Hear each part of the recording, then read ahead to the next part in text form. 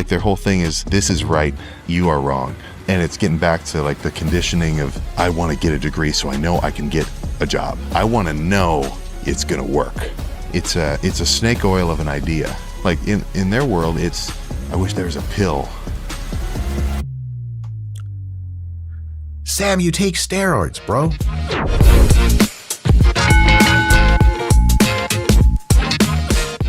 Hey folks, Dr. Mike here for RP Strength. I have been a longtime professor of exercise and sport science, a Brazilian Jiu-Jitsu black belt, Kia, and a competitive bodybuilder. And I have once trained in the same room as, even gotten a few pictures with, a Mr. Sam Sulek. And I'm very good friends with a Mr. Chris Williamson, and they spoke recently and got Sam's take on a bunch of different stuff, but especially Scott, the video guy, and I got our noses out for his take on science-based training. Oh boy, nothing could go wrong with that. Let's find out what he said. Let's see how to make sense of it. Some stuff we're going to probably agree on and really even try to fan the flames around, and maybe some stuff that I have a slightly different perspective. All right, 3, 2, 1, Mr. Sam Sulek. What do you make of the world of evidence-based lifting, science-based stuff at the moment? I think there's people who are gimmicky about it. Yeah, hey Sam, talk that shit, baby. We out here though, Scott, you feel me? Hold up. And make it a thing because they know it's like, because an older person or an older guy who works out is going to stick to the basics that he know worked for him, which is, sweet. But, it's going to be harder for him to accept new ideas. So for a younger guy, it's kind of this like clout mentality of like, oh, I'm on the new wave train. But some of it's a little silly. Yeah, there's definitely some of that going on.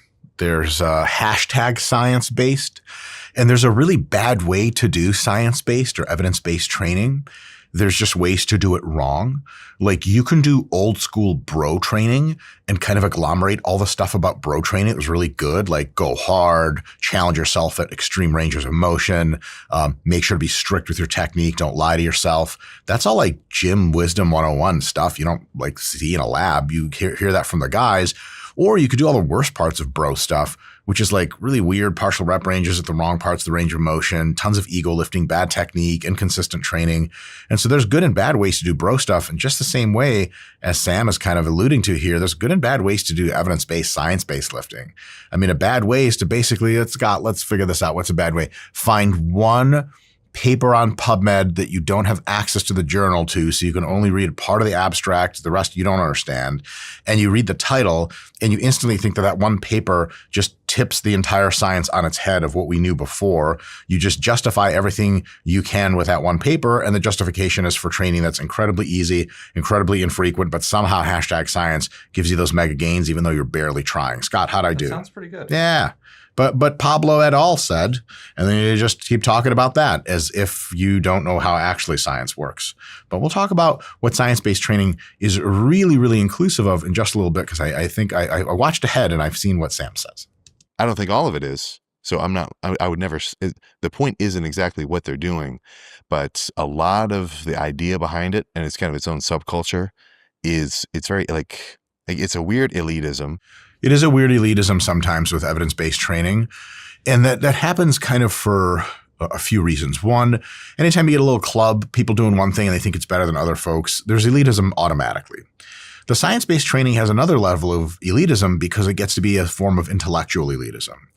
It's not for everyone to be able to or to enjoy perusing studies, watching nerdy videos, thinking about a lot of stuff and doing a bunch of math and shit like that.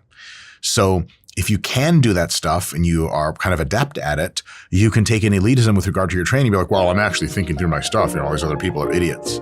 And all those other people might actually not be some combination, not as good as at sciencing as you, but also maybe they have different priorities. And so, and if you're good at science, that doesn't mean you need to like raise yourself morally in the eyes of your own analysis above others. So there's a lot of stuff that comes with that. There's definitely some elitism that comes with that. Now, on the other hand, there is another kind of in-group elitism For people that don't like science-based training, they're actually against it. And these are real people on the internet, and they post, pictures, profile pictures like, no science-based lifting over here, brother. And you're like, oh, actually, you're proud that you're not thinking about things, which again, usually those folks are reacting to the negative extremes of science-based lifting, the weird claims off of a single study, the very confidently kind of trying to disprove people wrong when you yourself, the disprover, has no muscle to show for, that kind of icky stuff about science. There's definitely a reaction to that that's also elitist. So I guess that at the end of the day, there are many groups in sports and subcultures like bodybuilding which like to consider themselves better than others. And in some ways they are, and in some ways they aren't. It's usually better to stay balanced. Like their whole thing is, this is right, you are wrong. And that's not even true, because there's so many people that get so many different results doing so many different things. Like the idea that they're following is, if I'm not perfect, then there's no point. Yeah, this is where you get into kind of the neuroticism part of it. A lot of people who, not all, but some decent chunk of people who are really, really into evidence-based and science-based training, they really have a high degree of trait neuroticism as expressed.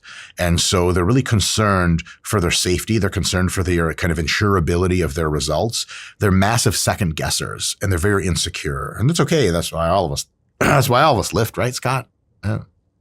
Pretty insecure. Maybe. Not you, Scott. You're good. You were always an alpha male, and now you just lift for fun to just clown on the rest of us. I just lift because big dogs got to eat. Big dogs must eat, Scott. How are big dogs supposed to maintain their body weights if they don't eat? You tell me. Or occasionally howl, at least. Insecurity is a thing. And then evidence-based folks will be like, if I just get these variables perfectly, if I pretend my way into thinking this technique is exactly the same ideal technique for everyone, if I count every half rep and exactly try to guess RIR, I will be able to control the situation of my muscle growth so perfectly that the input-output system is almost one-to-one. Now, that's an aspiration, which is a very good aspiration. We should all try to become as much the engineers of our bodies and much less the artists. In the vibe sense, art is great, but in the you're not certain what you're going to get if you do a certain thing, not ideal. We should definitely be striving for perfection.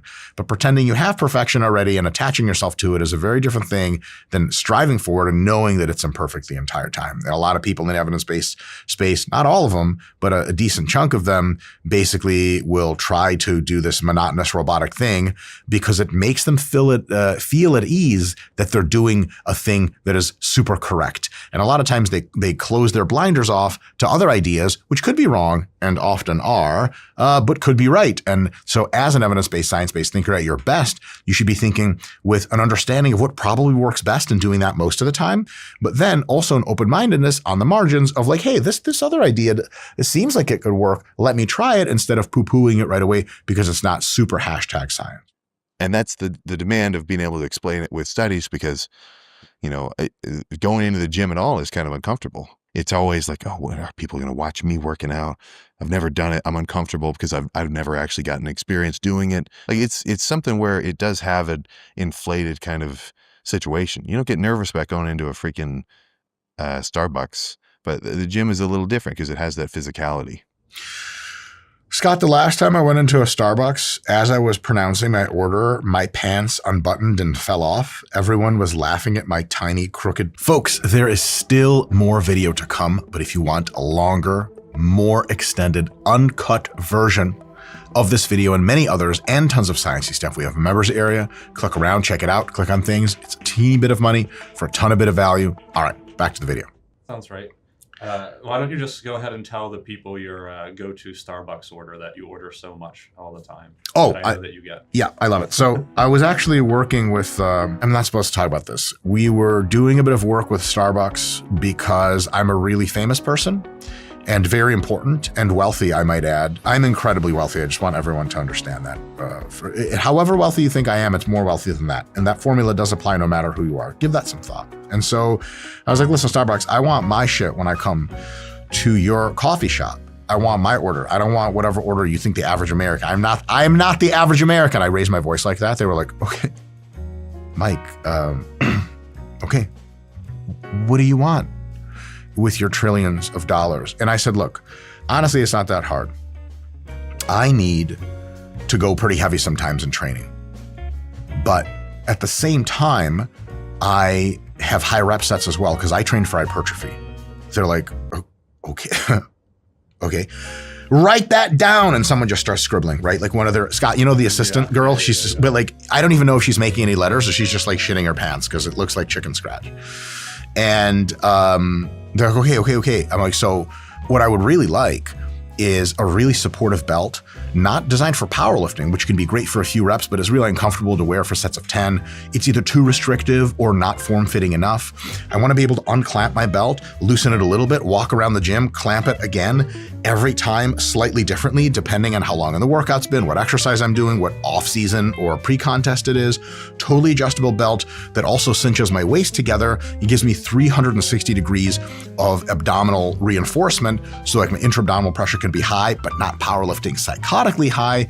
And I want this belt to be nice and thin because I want it to conform to my body. I don't want to have to be super uncomfortable and rigid bending over and stuff like that. And they're like, sir, we don't even have the supply chain. We don't have the expertise to do this. And I was like, well, figure it out. And they're like, all right. I say, call up VersaGrips. And they were like, can you guys make a belt? And they're like, what are you, nuts? And they're like, please make a belt. Dr. Mike's here. He's pissed again. I think he's on steroids again. In any case, the VersaGrips company has made the Hyper Belt. And actually, Jared Feather and I kind of helped design it a lot of bit. And you'll be able to buy it. At some point, Scott, how do we tell people to go where to go? There's links on the screen and in the description. Ta-da! Ta-da! Now, if you can't get the discount code and you can't get the the Grips Hypertrophy Hyper Belt, then you can go to Starbucks and start yelling at people. And I honestly recommend you do that in a fun and loving way. I think in a way it's a little bit bringing it down, like I talked about, either raising to the bar or like kind of coddling yourself and making it seem like less of a thing. If you bring it and you get serious, you say, okay, the gym is full of guys who really get serious. I'm going to do it and I'm going. Or I'm going to do these things which people said is the perfect way to do it. And it's not, you don't have to go that hard or you don't have to do that much. Like things like that, I feel is a lowering of the difficulty. This is where pretend science and real science fork off. This is super important, you guys. There is an idea held by two groups of people that science-based training is not as hard and shouldn't be as hard as hashtag bro training or whatever, regular real guy lumberjack who actually wins the Mr. Olympia training. This idea of science training is way, way easier, lower volume, less proximity to failure, lower frequency, the whole thing. That idea is held by two groups of people. One group of people is a small but notable subsection of hashtag science-based lifters that are doing exactly the thing Sam Sulek and Chris Williamson are talking about here, is trying to hide from difficulty by pretending that science says easier training is better. I'm well into this group. I'm kidding, sort of. The other group of people that think this are hashtag bro split for life, hashtag hardcore, hashtag science. And these people need to paint science-based lifters into a corner of being pussies because they like to pat themselves on the back for being hardcore and warriors. And since sometimes they have an intellectual inferiority complex to science-based lifters, then they have to make all sorts of excuses to themselves of why their shit is better. So if I can't understand what Science Man is saying because I never really went to school for that long, I'm going to pretend Science Man doesn't train hard and that'll make me feel nice. The thing is, real, actual science tells us what about how hard to train. And here, we're going to see a huge dissonance. Real science in review after review after review says all other things being equal, if you can recover, going closer to failure in each working set is going to yield more hypertrophy than getting far from failure. It also covers the fact that higher frequencies are almost better per muscle than lower frequencies. You're probably going to get bigger biceps training them twice a week than training them, let's say, once a week. Time and time again, the amount of deloading that is needed for real-world hypertrophy training is usually much less than we actually think. In study after study, a deload once every 8 weeks or 12 weeks accomplishes the task just fine, and you do not need a deload every 3 weeks or 4 weeks in most cases. But it gets worse still, quote unquote, in the last little bit. The amount of training volume per muscle per week, like how many sets of quads do you need to train with to get the biggest quads you can, is a number the top end of which we have yet to reliably find. And the top end of which sits almost certainly north of 40 working sets per week, roughly to failure, every week for weeks on end to get your best muscular adaptations on average per any given muscle, if your whole system can recover from that sort of thing. There have been multiple studies that show 30 sets of quad training is better than 25, 35 better than 30, 40 better than 35, and a few even that 45 to 50 sets is better than all the rest below. Now that's what actual science says. To sum it up really clearly, science says progressively burn yourself to the ground to test the very limits of your recovery. And only when you start to get a little weaker and you can't keep up, do you deload, wash out the fatigue, and go right back into scaling Mount you volume close to failure. That's the reality of what science has said. That is the summarization of science so far. Oh, by the way, Scott, just to make a fine point of it, science also tells us to get into deep stretches consistently in almost every lift we can, which is like really uncomfortable, right? Like, it's the worst. It's the worst. Or what the to quote one of my friends, what is down there in the deep squat that I need so badly that I'm going all the way down for it? Do I get a house or some shit? Like if I get a free car? Like, no, it's just a lot of pain. And so that really is the state of the evidence. State of the evidence is challenge the living out of yourself way more than you thought was possible. And if you recover and you're okay next time, do it again, except a little bit more. Science is shining the light into training. The reality is the most hardcore training, shit that almost no one does, is actually the shit that grows you the most. And a lot of people in the bro community would like to pretend that that's not the case. But science, pussies, all these doing these fancy exercises. Yeah, but what if the fancy exercise produces a shitload of force to the triceps, for example, and you have to do 8 sets of it 3 times a week to get your best gain? Nah, what are you going to do? You're bro lifter. You're not going to do that. You're going to hang up your Mike Menser poster, no offense, all jokes, and you're going to do 1 set every other 5 days and whatever. And you really pat yourself on the back because it's a really hard set. You really cried about your childhood. That's actually easier than doing what science says. So in reality, true science-based lifting is damn near the hardest shit you could do. It's unreasonably difficult. Check out the papers if you're interested. But it's argued as an improvement of the efficiency. There's nothing wrong with improving efficiency. If you're running away from work on moral grounds and pretending to improve efficiency, that's bad. But in science, you get both improved efficiency and the mandate to work even harder. Real science, not hashtag PubMed bullshit. But for me, I'm looking at that as though, like, do you hate working out? Like, if you hate working out, then you want a routine where it's like 1 set a day. Like the ideal, well, I guess the ideal would be 0 sets. 2 things. I'm going to push back here. There's a great point in here that trying to pretend science to do less is stupid. However, 1 set, all out, super hard, Mike Menser, like right well into the thick of the broiest shit in the world. Go fucking hard, brother. Fucking send it all the way to failure. Compound Basics, Ronnie Coleman, Dorian Yates, all that's the same subculture. Pats itself on the back for doing just a few sets. Sam just by accident called them out. That's not science-based training. Scott, how many hashtag science-based lifters have you seen advocate 1 set to failure ever? The bros often talk about fucking hard set, 1 fucking heavy set, 1 down set, brother. And then we change exercises or we leave. It just doesn't take much, when you know your body, which they have a point there. Because when you get bigger and stronger, recovery demands really start to sink. But the philosophy is all kind of ass backwards. Like in their world, it's, I wish there was a pill. Sam, you take steroids, bro. So do I, man. Not accusatory. We all into the pill. The answer is all of the above. We want it all. I want to take the pill.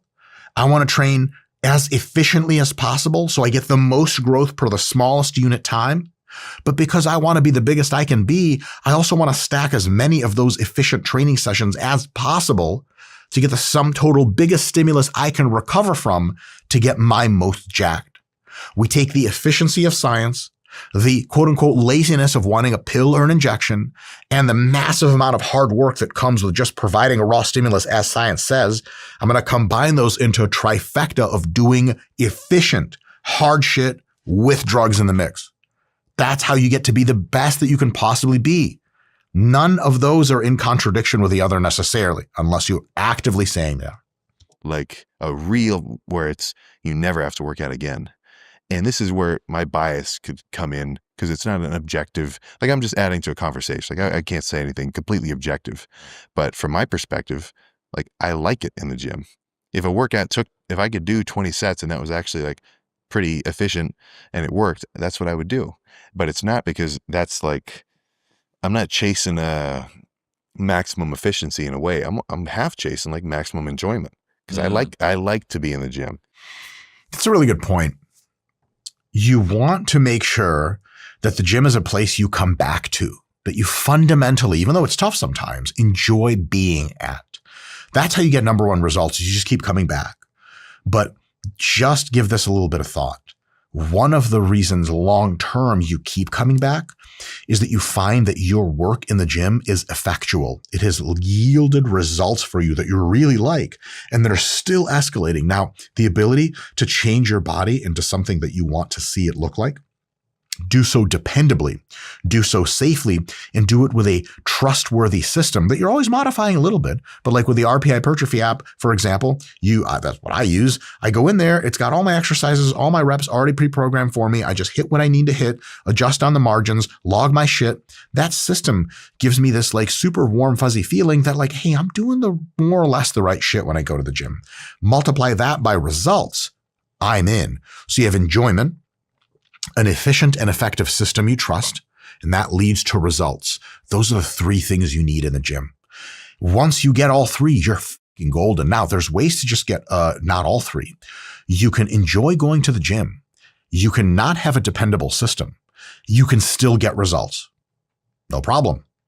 But if you're more advanced, if your genetics aren't great, if you run into an injury or an irritation, that lack of dependable system means you don't get the results. That means the results go not so great. And then you go searching for a dependable system like the RP Hypertrophy app, many other great ways to train out there, in order with which to at least probabilistically guarantee yourself some decent results. Find out how your body works and adjust from there. Of course, if you don't like the gym at all, you might not be showing up. However, if you have some grit, you have a dependable system, you don't really like the gym, getting the results might actually make you like the gym because you start associating it as a place where you succeed and you love the success. And then you grow into liking the gym.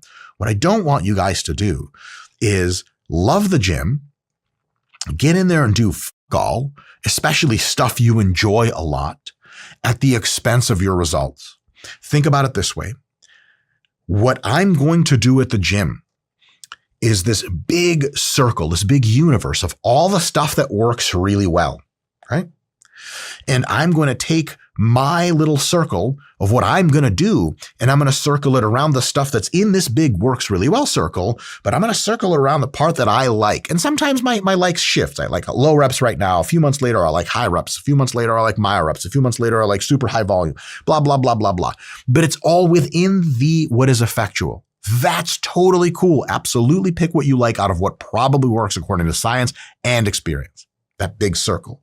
What I don't want you guys to do, or suggest you try not to do, because this is going to be a failure point, is you have the stuff of what's effective and you look to the right of it and you're like, what I'd like to do is right here. It's out of what's the most effective, Bosu ball band nonsense bullshit.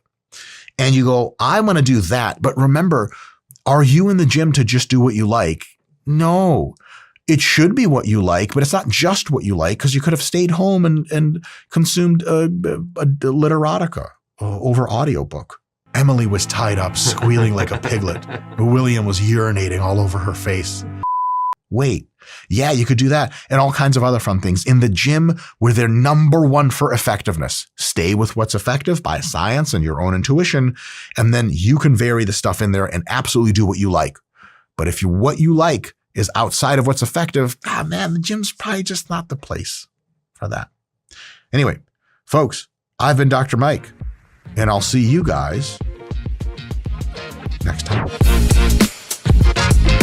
All right, that was fun. Guys, if you're interested in more fun, maybe you're having too much, time to chill out. Or you can click on this video and have even more fun.